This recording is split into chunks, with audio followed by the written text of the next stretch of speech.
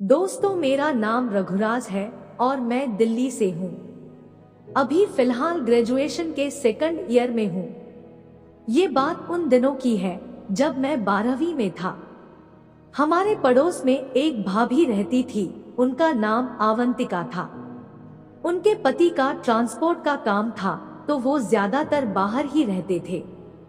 भाभी घर में अकेले बोर होती तो मेरे घर पर मेरी माँ से बातचीत करने आ जाती। आवंतिका भाभी दिखने में बहुत ही खूबसूरत थी।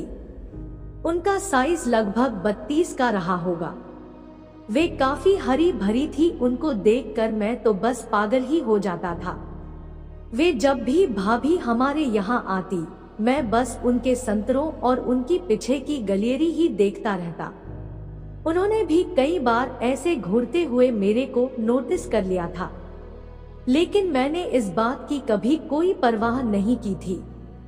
एक दिन मम्मी और मेरे पूरे परिवार को मेरी नानी के यहाँ जाना था। इस वक्त मेरी कोचिंग चल रही थी, तो मैं उन सभी के साथ नहीं जा सकता था। मेरी मम्मी ने भाभी को मेरे लिए खाना बनाने और मेरा ख्याल रखने को बोला और वो गांव चली गई। मम्मी ने जब भाभी से मेरे लिए खाना आदि का कहा, तो मेरे भी दिमाग में बस भाभी की गलियरी में अपना पहलवान लड़ाने के ख्याल आने लग गए।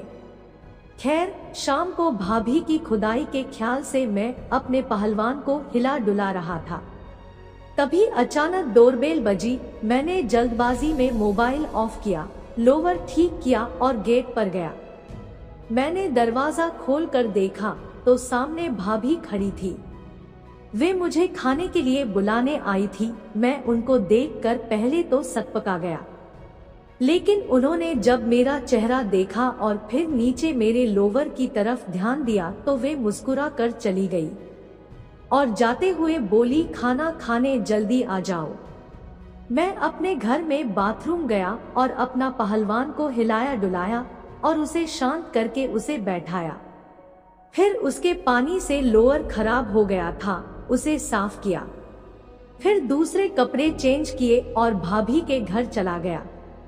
जब मैं आवंतिका भाभी के घर पहुंचा तो देखा भाभी लाल साड़ी और ब्लैक ब्लाउज में थी।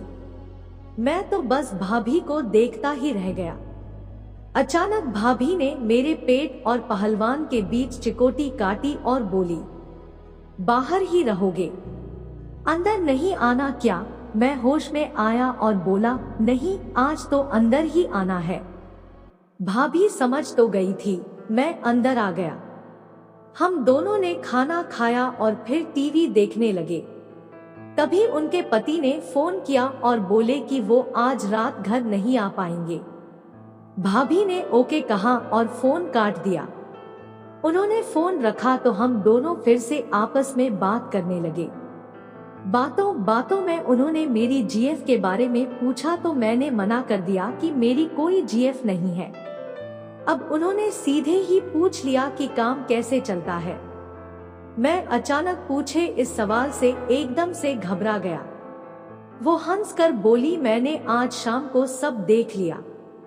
मैंने पूछा कि भाभी, आपने क्या सब कुछ देख लिया था? भाभी आंख मार कर कहने लगी, तुम खुद सोचो कि मैंने क्या सब कुछ देख लिया होगा। मैंने समझ तो सब लिया था कि आवंतिका भाभी का इशारा किस और है, लेकिन तब भी मैं रस लेने के नजरिए से उनसे कुरेद कर पूछने लगा था। मैंने कहा, प्लीज भाभी बताओ, आपने क्या सब कुछ देख लिया था? भाभी कहने लगी, अच्छा एक बात बताओ, जब मैं तुम्हारे घर आती हूँ तो तुम मेरी तरफ देखकर क्या सोचते हो? मैंने कहा, आप क्या सोचती हैं कि मैं आपको देखकर क्या सोचता होऊंगा? भाभी ने सीधे सीधे कहा, जब भी मैं तुम्हारी मम्मी से बात करने जाती हूँ तो तुम मेरे कबूतरों को क्यों देखते हो? मैं उनकी इस बात पर सकपका गया और कहा, नहीं तो भाभी, ऐसा कुछ भी नहीं है। भाभी बोली, तुम झूठ बोल रहे हो। मैंने कई बार देखा है कि तुम मेरे सामने ही बाथरूम में चले जाते हो। बताओ ना, बाथरूम में क्या करने जाते हो? मैंने कहा, भाभी, मैं तो बस यूं ही बाथरूम में टॉयलेट करने चला जाता हूँ। भाभी बोली, फिर बाथरूम में जाकर बाथरूम करने के लिए क्या करते हो? मैंने कहा, सिंपली बाथरूम करता हूँ, और क्या करूँगा।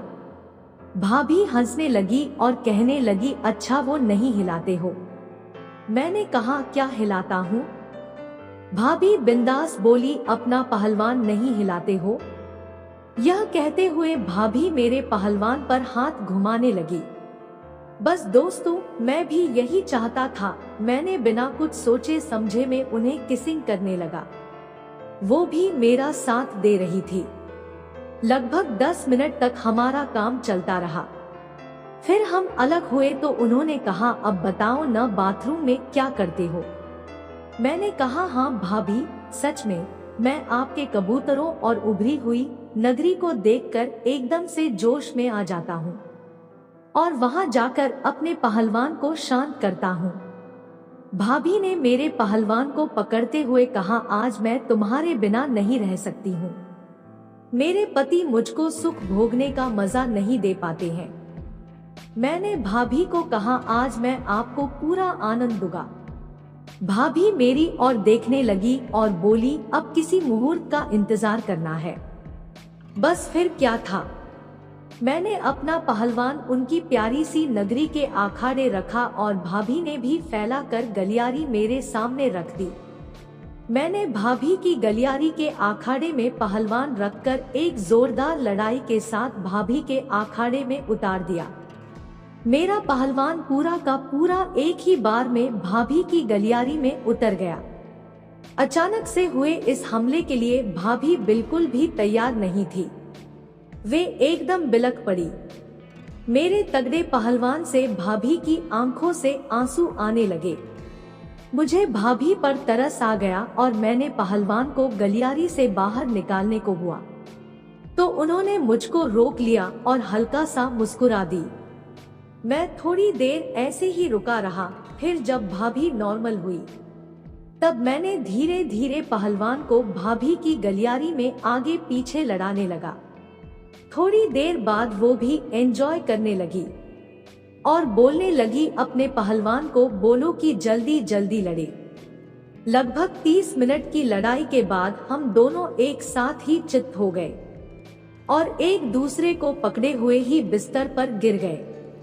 इसके बाद भाभी ने मुझे किस किया और हम दोनों ऐसे ही चिपक कर आपस में प्यार मोहब्बत की बात करने लगे। कुछ ही देर में फिर से मेरा पहलवान जाग गया और हम दोनों उस काम के दरिया में गोते लगाने लगे। भाभी ने मुझे अपने गोल कबूतर पकड़ाकर एंजॉय कराया। मैंने भी उनके कबूतरों को खूब एंजॉय किया। फिर जल्द ही हमारे बीच गलियारी में पहलवान को लड़ाने का तीसरा दौर चल पड़ा।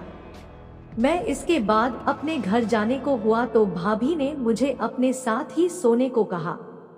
मैं उस रात भाभी के साथ ही उनके बेड पर भोग लगाता रहा। दोस्तों, ये कहानी आपको कैसी लगी? कमेंट में बताएं। धन्यवाद।